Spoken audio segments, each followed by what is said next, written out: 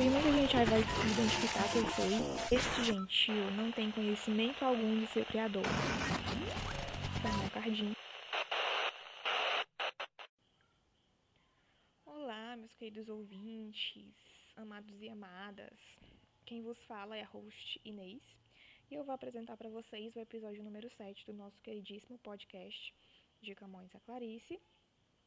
E vou falar um pouquinho sobre os primórdios da literatura brasileira. Ou seja, nós vamos precisar fazer uma viagem no tempo, tá bom? Nós vamos voltar lá para 1500 e entender um pouquinho sobre a literatura de informação, tendo como texto base a obra do nosso autor, Fernão Cardim, que se denomina Do Princípio e Origem dos Índios do Brasil e de seus Costumes, Adoração e Cerimônias. O título é imenso, mas o que o título tem de imenso, o texto tem de rico. Então, não me abandona, tá? Não desiste de mim, fica comigo até o final. Bom, nós vamos ter um outro momento para falar sobre o quinhentismo, que é essa escola literária. Nós vamos falar mais sobre literatura da informação e outras coisinhas, tá bom? Porém, nós precisamos saber onde nós estamos pisando, ok? Ok, o que seria literatura da informação? Bom, como vocês sabem, porque vocês foram bons alunos, né, ou são bons alunos, vocês prestavam bastante atenção nas aulas de história. Quando os portugueses chegaram aqui nessa terra abençoada, desconhecida, que nós chamamos de Brasil, eles ficaram maravilhados, certo? Porque eles tinham, entre aspas, descoberto uma nova terra. Claro que eles tinham que reportar a Portugal. E aí, nesse momento, Pero Vaz de Caminha, ele escreve a primeira carta falando sobre essa nova terra, tá bom? E, nesse momento, vai se iniciar a história da literatura brasileira, certo? Pero Vaz não foi o único, nem o último que escreveu textos que fazem parte dessa literatura da informação. Houveram muitos outros, inclusive o Fernão Cardim, do qual nós vamos falar hoje, ok? Bom, muita gente acredita que esses textos mais históricos têm pouco valor literário, porque eles só levam informações, eles são objetivistas, enfim. Mas uma coisa que não se questiona é que eles são importantes para a nossa literatura, certo? Então é importante que nós conheçamos. Então vamos ao autor? Vamos ao autor. Quem foi Fernão Cardim? Fernão Cardim, ele era um jesuíta, certo? Veio de Portugal para cá em 1583 e ele visitou algumas regiões do Brasil, que hoje são o estado da Bahia, de Pernambuco, do Espírito Santo, dentre outros, certo? E ele foi um dos principais escritores responsáveis por essa documentação do processo de colonização e tudo mais, certo? Foi também um dos primeiros a descrever os habitantes, os costumes dos índios brasileiros. E como eu disse, ele era jesuíta, certo? E os jesuítas vieram para cá para quê? Eles vieram para converter os índios, certo? Então, o Fernão Cardim escrevia cartas também para auxiliar os colegas que viriam depois para outras missões. Ou seja, quando esses jesuítas chegavam aqui, eles já tinham um conhecimento prévio de como as coisas aconteciam, como eram os povos, quais eram os costumes, que dificuldades eles iam enfrentar, ok? E aí esses recém-chegados, né, obviamente já vinham com estratégias para driblar todas essas adversidades, certo? Ou seja, nem tudo foi para simplesmente documentar, tudo tinha um objetivo. A obra que eu vou abordar agora nesse podcast, ela é parte de um livro maior que se chama Tratados da Terra e Gente do Brasil. E essa obra ela vai se dividir em duas, certo? O primeiro capítulo ele vai falar mais sobre o clima mesmo, sobre a terra, quais são os animais, quais são as árvores. É mais voltado para o ambiente, certo? Na segunda parte, que é a que nós vamos ver agora, ele vai falar mais sobre os povos mesmo, né? Como que eles viviam, o que que eles vestiam, o que que comiam, o que que bebiam, até como que eles dormiam, né? Qual que era o processo, o ritual antes de dormir. Vai descrever as casas, vai descrever as cerimônias de uma maneira bem ampla, né? Vai descrever os povos bem amplamente e, ao mesmo tempo, de uma maneira bem específica. Ele vai descrever com muitos detalhes como que esses povos viviam e tudo o que eles faziam, certo? O estilo de vida deles, por completo. Bom, como o texto é um pouco extenso, não há possibilidade de eu ler para vocês na íntegra, mas eu pontuei algumas partes importantes que eu vou mencionar agora. A primeira delas é já no início do texto, onde ele vai falar sobre a relação que os indígenas têm com as divindades, certo? Com Deus, né? Ele vai dizer, abre aspas, este gentio não tem conhecimento algum de seu Criador, nem de coisa do céu, nem se apena, nem glória depois desta vida. Fecha aspas. É, claro, obviamente aqui ele está falando sobre o Deus da Igreja Católica. Né? Os índios não conheciam a Igreja Católica, nem esse Deus, portanto, eles não tinham conhecimento sobre, né? Muito menos a obrigação de acreditar. É, só que mais adiante, ele vai dizer que os índios têm sim conhecimento de Deus, porém com outro nome, certo? Eles chamam de Tupã. Ou seja, aqui o nosso autor foi um pouco contraditório, certo? Ele disse no início que os índios não tinham conhecimento do Criador, mas logo depois ele diz que os índios não têm um nome para chamar a Deus. Então eles dizem que é Tupã. Eles sabem que tem alma, sabem que essa alma não morre, eles têm uma visão de paraíso, eles têm uma ideia de demônio, né, de um ser maligno, porém eles não denominam da mesma maneira que a Igreja Católica, então não vale.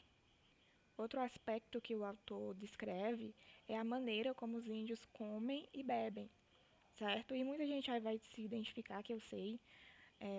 Ele vai dizer, abre aspas, este gentio come em todo tempo, de noite, de dia, e a cada hora e a cada momento. Ou seja, os índios eram bastante comilões, certo? E era uma ofensa muito grande para eles dizer que eles não tinham comida, que eles não tinham bebida, que eles sofriam por causa disso, né? Ou seja, se você queria ofender um índio, é só chamar ele de pobre de comida, tá? Ele também cita que eles não bebiam muito durante o momento em que eles estavam se alimentando, porém depois eles bebiam até caírem, bebiam até virar a perna, como a gente costuma dizer, certo? Principalmente no momento das cerimônias, das festas, dos rituais, eles gostavam muito de uma bebedeira, muito mesmo. Sobre o modo como os índios dormiam, ele vai falar sobre esse artefato que o nordestino ama tanto, que são as redes.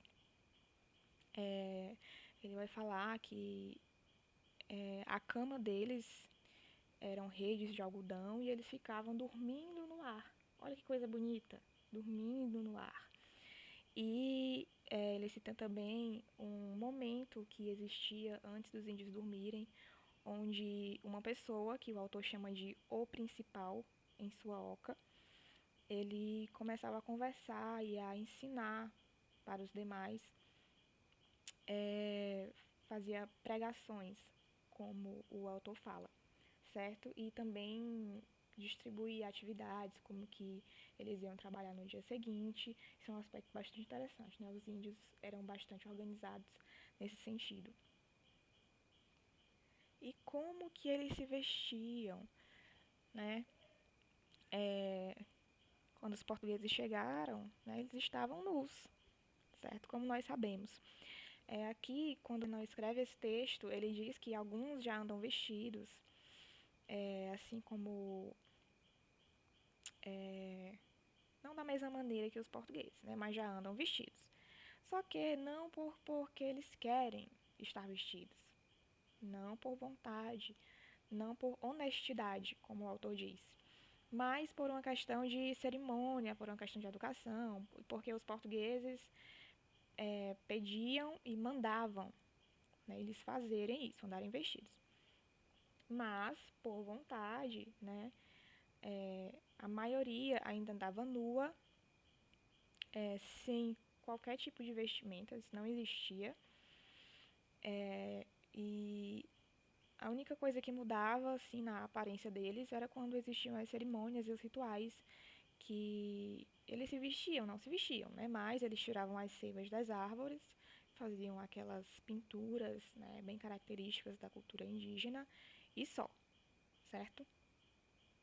O autor também descreve as casas onde eles moravam e de uma maneira tão rica em detalhes que se você quisesse construir uma igualzinha aí, você conseguiria sem nenhum problema. Ele dá todas as dimensões, todos os materiais, como que era, por dentro, por fora, enfim, uma riqueza de detalhes imensa. Fernão Cardim chegou aqui em 1583, então já tinha dado bastante tempo dos portugueses inserirem vários elementos de fora dentro da cultura indígena. Um deles eu já citei, né, que foi o caso das vestimentas, alguns deles já andavam vestidos naquela época. E outro ponto foi a respeito das ferramentas. Né? Os portugueses deram ferramentas de ferro para os indígenas. Antes da chegada deles, os nativos usavam instrumentos de pedra, de ossos, pedaços de madeira, dentes de animais. E aí, quando os portugueses chegaram aqui com os instrumentos, com as ferramentas de ferro, os índios ficaram maravilhados, né? Obviamente, era muito mais fácil trabalhar com os instrumentos de ferro do que com os de madeira. O trabalho ficava mais rápido, mais fluido. E aí os portugueses, obviamente, utilizaram isso em favor próprio. Né? O autor diz que essa relação, meio que de troca, facilitou a comunicação entre os índios e os brancos.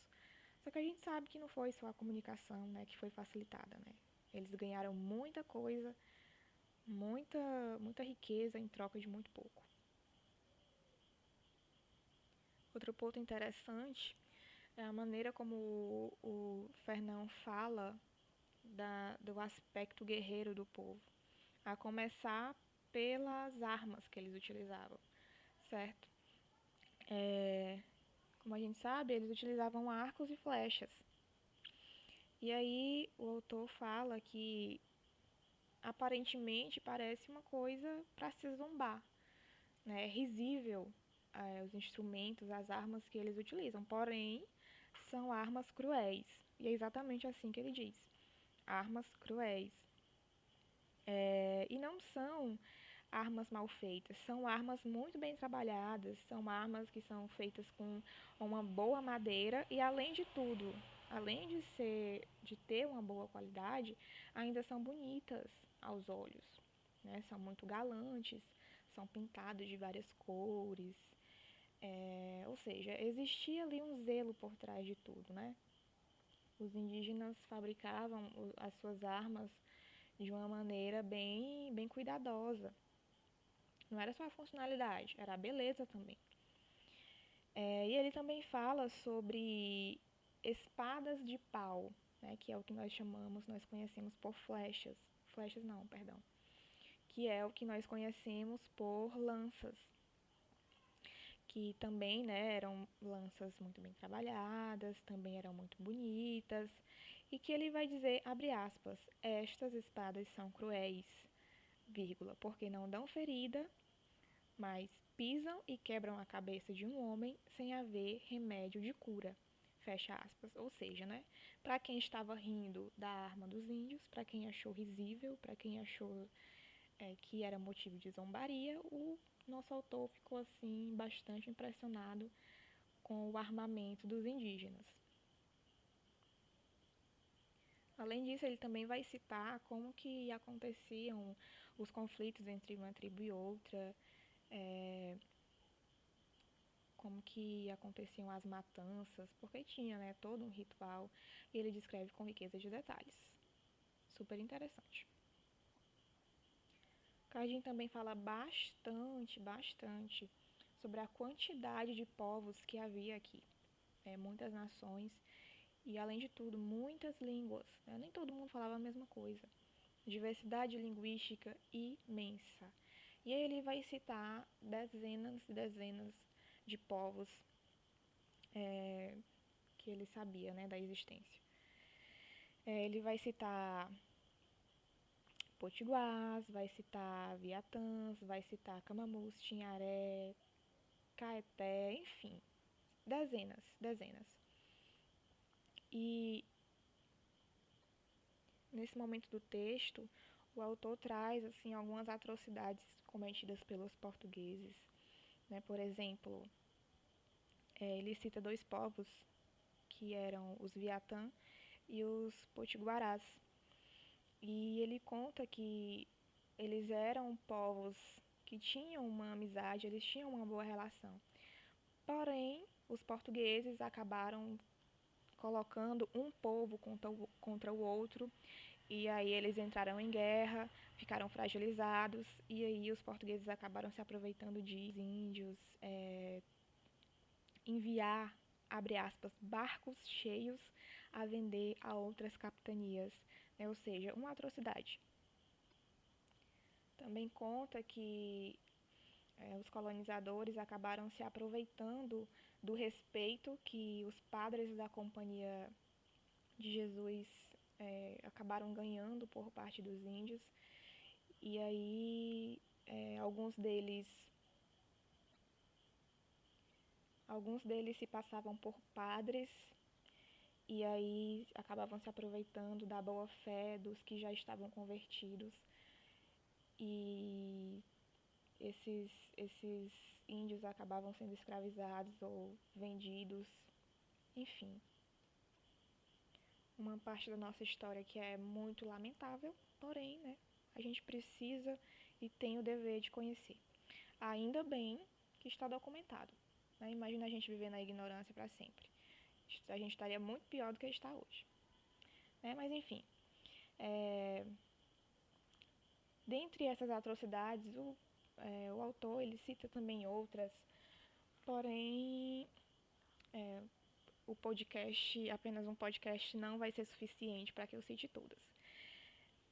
O autor também vai falar sobre outros aspectos da cultura indígena, vai falar sobre as festas, sobre as cerimônias de casamento, de nascimento das crianças, os rituais fúnebres, enfim. Como eu disse lá no início, ele vai descrever de uma maneira bastante ampla e de maneira bastante descritivista como que o povo vivia, certo?